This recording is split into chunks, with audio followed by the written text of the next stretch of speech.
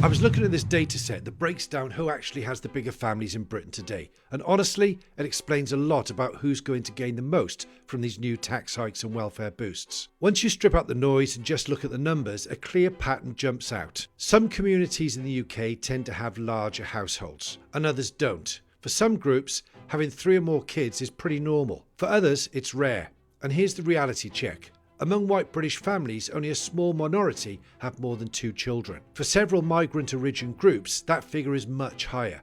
Put those 2 facts side by side, then add in the employment rates across each group, and something very awkward appears. You end up with one part of the population working more, paying more, carrying more of the load, while another part, often with much bigger families, receives a larger share of the support. Now look, that's not a dig at individuals, that's just how the maths works out when the incentives are built this way. And here's the uncomfortable bit that nobody in government ever wants to say out loud. The people who've lived here the longest, the people who built and paid for this system, generation after generation, are now being asked to dig even deeper to fund a demographic shift that absolutely nobody asked for. You don't have to agree with me, but this isn't some small policy tweak. It's something far bigger. It's using the tax system to accelerate a population change that the public wasn't consulted on, doesn't feel in control of, and is told they're not even allowed to talk about it. You can call that unfair, you can call it reckless. Personally, I think it crosses a moral line. When people are being told to pick up the bill for changes they never consented to, in a country their parents and grandparents kept going,